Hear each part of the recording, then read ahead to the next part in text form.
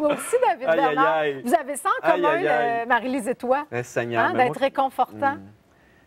Ah oui, réconfortant. Je pensais complètement à d'autres choses. Mais tu es réconfortant Oh, aussi. God. Mais aujourd'hui, tu es oui. là pour nous faire des confidences Oui, j'ai sur envie le de faire une petite contentement. confidence sur le contentement. OK. Parce que quand j'ai entendu tantôt la préface, l'intro de Marie-Lise, Oui. et que j'entendais le syndrome de la performance, puis de la pression, puis comment on a décidé de débarquer de ça, je me suis tellement, mais tellement reconnu là-dedans. Parce que vois-tu, moi, tu le sais, tu me connais un petit peu, hein? Mais pendant des années, Dieu sait que... Bon, je fais une petite confidence à la maison, mais j'étais un homme qui était très, très difficile à contenter. J'étais OK. très peu contenté, ce qui fait que j'avais beaucoup d'ambition. Tu sais, je voulais me réaliser, je voulais devenir bon au niveau physique, émotionnel, intellectuel, financier, professionnel, familial, mais là, tu sais, là, j'en avais de la grosse Tu mettais de la pression. pression. Mais au niveau du bonheur, ça m'affectait énormément parce que au quotidien, je n'étais pas vraiment un gars heureux. Tu sais, j'étais pas bien dans ma peau. Et ça a changé pour moi. Tu le sais, quand je suis parti à 19 ans, j'ai fait un pèlerinage spirituel et j'ai rencontré un grand sage, longue histoire, avec un homme qui s'appelle Mokhtar. Mokhtar. Mokhtar lui a changé ma vie à un moment parce qu'il m'a dit, quand je suis parti dans le désert avec lui, après pratiquement 3 semaines là, de pèlerinage, dans la grosse chaleur aride et tout ça, vient un moment où il me voit, là, puis là, je cherche mes réponses partout, puis ça tourne dans ma tête, puis je suis anxieux, puis j'attends d'être heureux. Et là, Mokhtar me regarde, puis il me dit, « Mon pauvre garçon, t'as rien compris. C'est pas le désert que tu as besoin de voir, c'est toi. Tu cherches beaucoup trop à l'extérieur, ce qui est déjà à l'intérieur. » Puis tu sais, quand il m'a dit ça, ça a fait « Oh! J'ai compris, j'ai eu une épiphanie, j'ai eu une illumination. » Tu sais, le Thich Nhat Hanh, ce qu'il disait, là, je suis chez moi, là, je me suis senti chez moi. Pour la première fois de ma vie, j'étais en paix, je vivais dans la quiétude, j'étais contenté. Pourquoi j'ai l'impression qu'il y a Sais-tu quelque qu'est-ce qui chose s'est passé suit, là? après?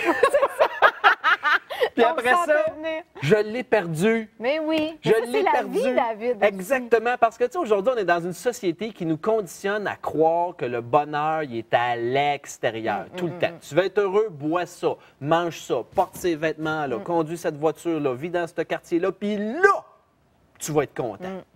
Et je me suis rendu compte, puis écoute, je dois faire preuve d'humilité aujourd'hui parce que ça fait pas si longtemps que ça. Là, ça allait bien mes affaires, puis bien ambitieux. Puis là, le travail, ça va, puis ça roule, puis gros char, puis gros condo. Puis là, je suis de bonne humeur. Puis là, je me rends compte que je suis pas super bien. Puis là, je me dis, ouais. Mais là, quand je vais avoir fini de rénover ma salle de bain, je vais avoir fait mon David! cinéma maison dans mon sol, là, je vais être content. T'es pas sérieux. Et je me suis rappelé de Mokhtar à Ouais, ce moment-là. J'ai fait, j'espère. eh mon Dieu Seigneur. Sais-tu quoi, tu devrais Je l'ai t'accrocher sa débarqué. photo quelque part?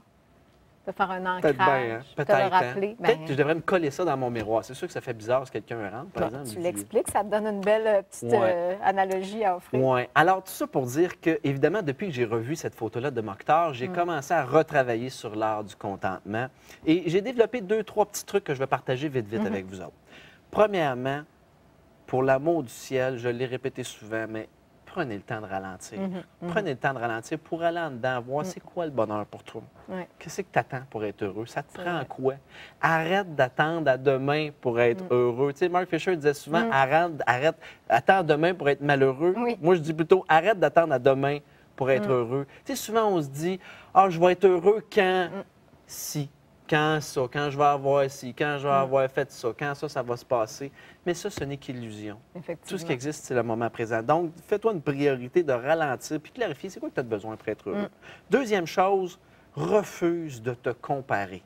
Ah, ça, c'est bon. Ça, Refuse j'adore de te ça. comparer. Et l'antidote à Ouais. ça, moi, j'appelle ça la philosophie du Kona. Ça vient d'Hawaï, en fait.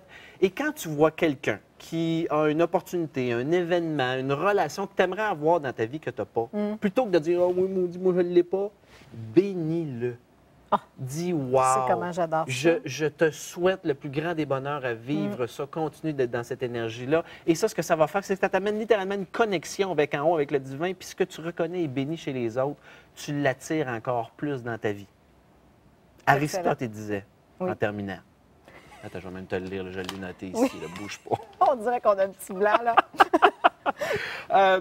Le bien-être, le contentement ne dépend jamais des circonstances extérieures. Le contentement réside à l'intérieur de l'homme, dans son cœur. Ah, j'adore ça. Bien, celle-là, je vais la recopier quelque part. Il faudra la mettre peut-être sur le site aussi pour que les gens à la maison l'aient. Voilà. Merci, Bienvenue, David. Christine. Moi, je suis très contente. Tu vois, j'étais parfaitement dans le contentement que tu sois ici à nous offrir cette belle chronique-là présentement.